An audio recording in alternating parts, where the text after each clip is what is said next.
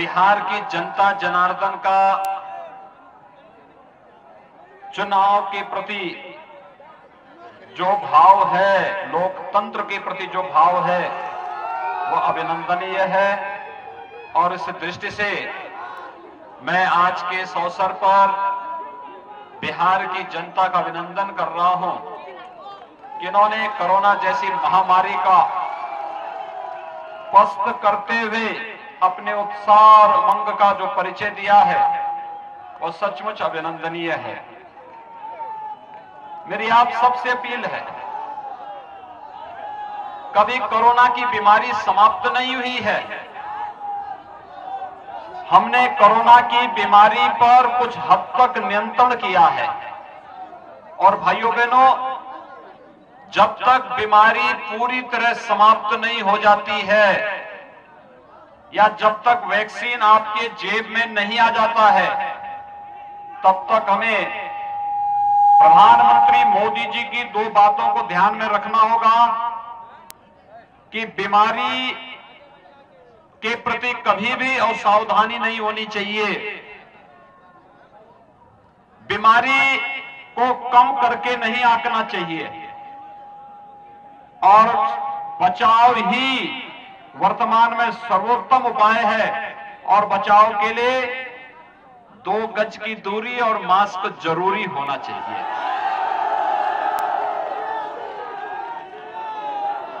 मैं कोरोना कालखंड के दौरान जब लॉकडाउन प्रारंभ हुआ था, तो भाइयों बहनों, लॉकडाउन के दौरान मैंने इस बात को देखा,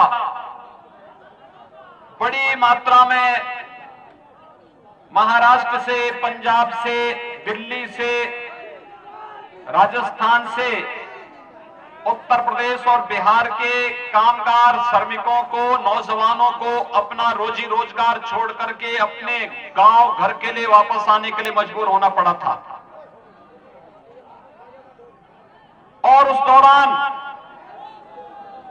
भले ही महाराष्ट्र के अंदर, दिल्ली के अंदर, पंजाब के अंदर, राजस्थान के अंदर, उत्तर प्रदेश, बिहार, झारखंड, बंगाल के नौजवानों की उपेक्षा हुई हो, लेकिन जैसे वे उत्तर प्रदेश के अंदर पहुंचे, पूरा शासन, पूरा प्रशासन वहां पर उन सबके सहयोग के लिए, उनके स्वागत के लिए और उन्हें हर संभव सहायता देने के लिए वहां पे तत्पर खड़ा था। लोग मुझसे पूछते थे कि आखिर इतनी बड़ी व्यवस्था क्यों? तो मैंने कहा था, देखिए, वैश्विक महामारी, ये लड़ाई एक व्यक्ति की नहीं है, पूरे देश की लड़ाई है, मानवता को बचाने की लड़ाई है। और फिर अगर बिहार के लोग उत्तर प्रदेश से होकर के जाएंगे तो ये तो हमारा दायित्व बनता है। वैसे भी मां सीता के मायके का होने के नाते बिहार के नागरिकों का, वहां के नौजवानों का स्वागत करना हमारा दायित्व बनता है। और भाइयों बहनों, आपने देखा होगा, उत्तर प्रदेश के अंदर किसी को कोई समस्या नहीं हुई, हमने होने भी नहीं दी। सबके रहने की, सबके खाने की, सबके घर तक पहुंचाने की कुशलता पूर्वक व्यवस्था करने का कार्य किया।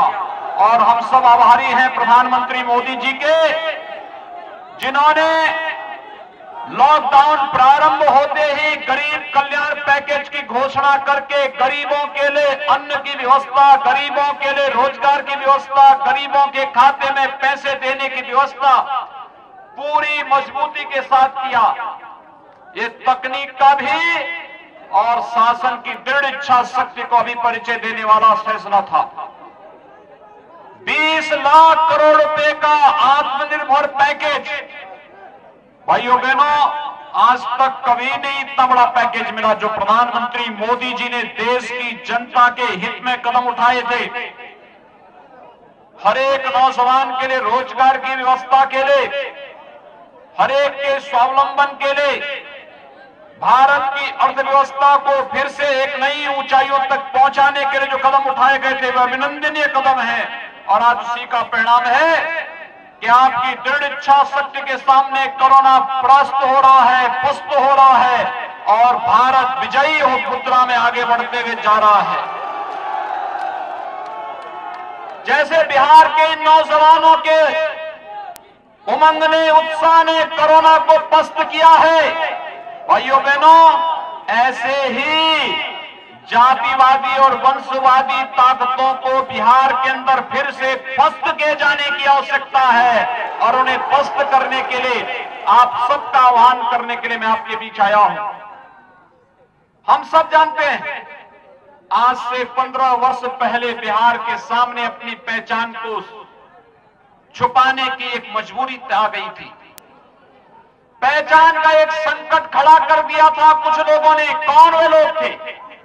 ये लोग वही थे जो आज फिर से रोजगार का झुंझुना पकड़ा करके जनता की आंखों में धूल झोंकना चाहते हैं। याद करिए, 15 वर्ष पहले इनके जंगल राज को जब इन्होंने जाति के नाम पर परिवारवाद की राजनीति को बढ़ावा दिया और परिवारवाद के नाम पर भ्रष्टाचार को बढ़ावा देकर के बिहार में जंगल राज की स्थिति पैदा कर दी थी और बिहार के नौजवानों के सामने अपनी स्वयं की पहचान को छुपाने की एक मजबूरी सामने आ चुकी थी।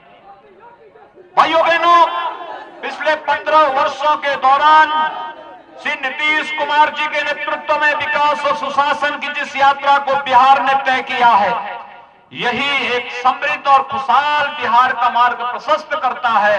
और इसी खुशहाल और समृद्ध बिहार के लिए आपका आह्वान करने के लिए आज विशेष रूप से मुझे आपके बीच में यहां आने के लिए मजबूर होना पड़ा है।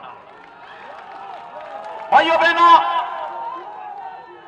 बिहार अपनी युवाओं की ऊर्जा के लिए जाना जाता है।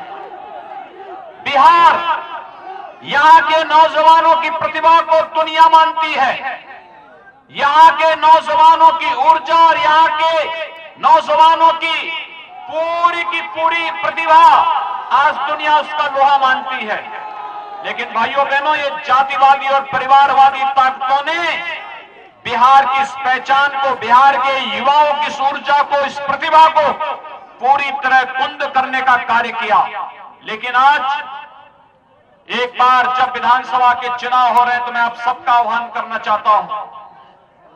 आज आपके सामने कांग्रेस और राजद के लोग तमाम प्रकार की ताकतों के साथ जो समाज के विरोधी हैं, जिनके द्वारा हिंसा और हिंसा के अलावा कोई दूसरा उनके सामने कोई दूसरा मार्ग नहीं, उन लोगों के साथ गठजोड़ करके जैसे फिर से यहां की विकास को बंधक बनाना चाहते हैं, उसी पर आपका आह्वान करने के लिए मैं आपके बीच आया हूं।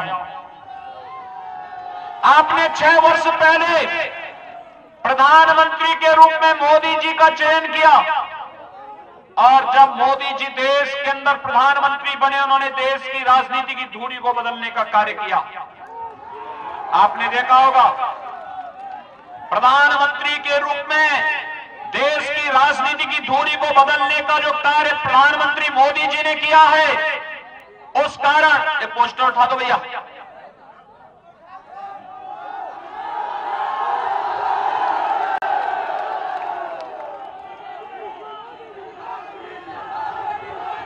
आपने देखा होगा 6 वर्ष पहले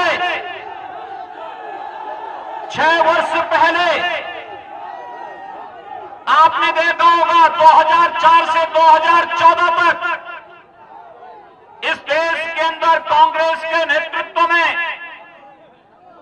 यूपीए सरकार कार्य कर रही थी। तब राजद भी उनके साथ में था, ये कम्युनिस्ट भी उस समय इनके साथ में थे और तब इन्होंने नित्य नए घोटाले इनके सामने आते थे।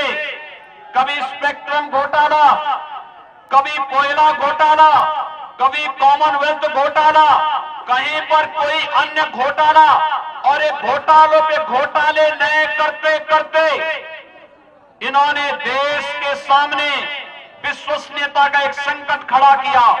ये वही लोग हैं, चाहे वो कांग्रेस हो चाहे वो राजद हो, इनमें केवल इनके लिए परिवार ही देश है। परिवार के बाहर नहीं सोच सकते और एक परिवार को लूट खसोट करने की खुली छूट मिले, इसके लिए इन्होंने पार्टियां गठित की हुई हैं। भाइयों बहनों, ये वही लोग हैं जो नारा लगाते थे और जिस देश को कहते थे कि इस देश के संसाधनों पर पहला अधिकार किसी मजहब विशेष के बारे में कहते थे कि इस देश के संसाधनों पर इनका अधिकार है। कहां ले गए थे देश को? और आज तो जब 2014 में प्रधानमंत्री के रूप में मोदी जी आए तो मोदी जी ने पहली बात कही थी, देश के संसाधनों पर इस देश के गरीबों का अधिकार है, इस देश के गांव का अधिकार है, नौजवानों का अधिकार है, किसानों का अधिकार है, महिलाओं का अधिकार है, और इन सब के उत्थान के लिए हम कार्य करेंगे। एक एक के लिए कार्य योजना उन्होंने बनानी प्रारंभ की। गरीबों के लिए प्रधानमंत्री आवास योजना, आप याद करिए, प्रधानमंत्री आवास योजना के अंतर्गत पिछले 6 वर्षों के दौरान 3 करोड़ गरीबों का एक एक आवास बना है। 4 करोड़ गरीबों को विद्युत के निःशुल्क कनेक्शन मिले हैं। 8 करोड़ गरीबों को रसोई गैस के कनेक्शन मिले हैं। भाइयों बहनों, देश के अंदर 10 करोड़ गरीबों को एक एक शौचालय मिला है। 12 करोड़ किसानों को प्रधानमंत्री किसान सम्मान निधि का लाभ मिला है। 15 करोड़ नौजवानों को प्रधानमंत्री मुद्रा योजना में आर्थिक स्वावलंबन का लाभ मिला है और 35 करोड़ गरीबों का जनधन अकाउंट खोला गया और 50 करोड़ गरीबों को 5 लाख रुपए सालाना आयुष्मान भारत में स्वास्थ्य बीमा का कवर देने का कार्य प्रधानमंत्री मोदी जी ने किया। कोई गरीब न उसके न उनकी जाति है, न मत है, न मजहब है, न क्षेत्र है, न भाषा है। प्रधानमंत्री मोदी जी ने तो एक ही कहा, हम सहयोग करेंगे सबका, कल्याण करेंगे सबका, न जाति के आधार पर, न क्षेत्र के आधार पर, न भाषा के आधार पर, न मत और मजहब के आधार पर, सबका साथ, सबका विकास का भाव देश के अंदर विकास के पथ पर अग्रसर करने के लिए करेंगे। और भाइयों बहनों, प्रधानमंत्री मोदी जी के गरीब कल्याण के इसी कार्यक्रम को जनता ने 2019 में मोहर लगाई। 2019 में जब प्रधानमंत्री मोदी जी फिर से प्रधानमंत्री बने तो प्रधानमंत्री बनने के बाद देश की जनता ने उन्हें जो समर्थन दिया तब मोदी जी ने एक बात कही और उन्होंने कहा था कि पहले 5 वर्ष गरीबों के उत्थान के लिए, अगले 5 वर्ष देश के उत्थान के लिए। और प्रधानमंत्री बनने के बाद जो कदम उन्होंने उठाने प्रारंभ किए, पहला कदम था, याद करिए, 3 तलाक की कुप्रथा को सदैव के लिए समाप्त करना।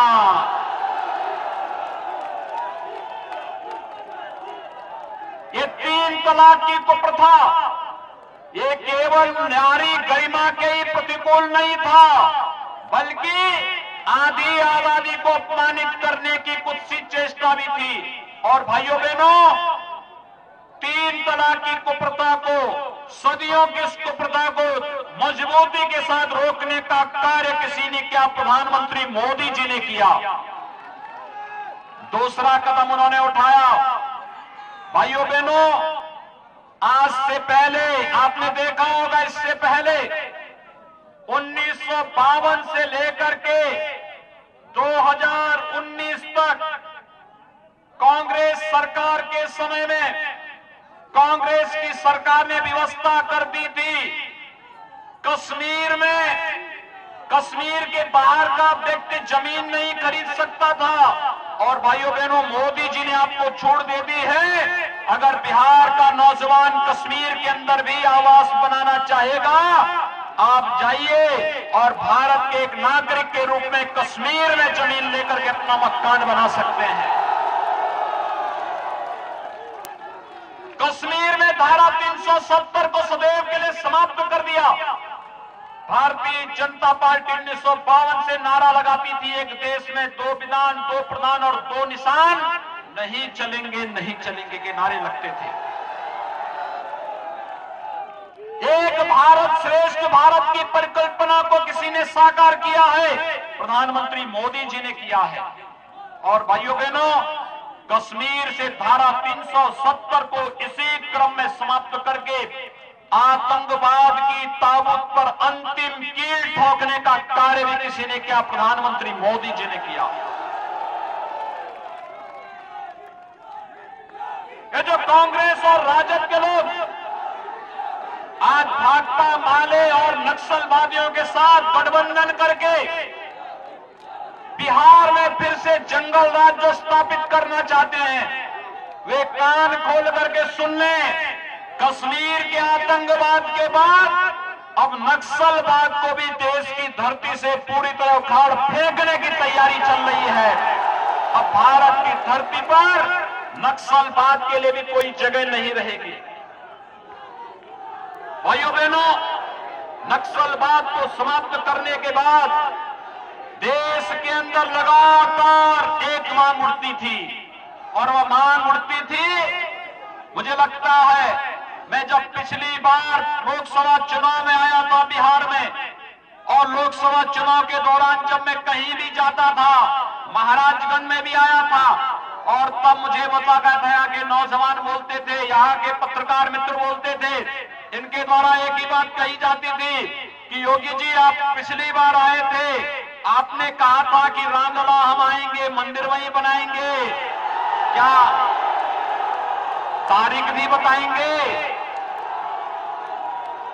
भाइयों बहनों, मैं सही बता रहा हूं, मेरी हार्दिक इच्छा थी जब अयोध्या में राम जन्मभूमि पर भगवान राम के भव्य मंदिर निर्माण का जिस दिन प्रधानमंत्री मोदी जी के कर कमलों से शिलान्यास होना था, उस समय जब मैं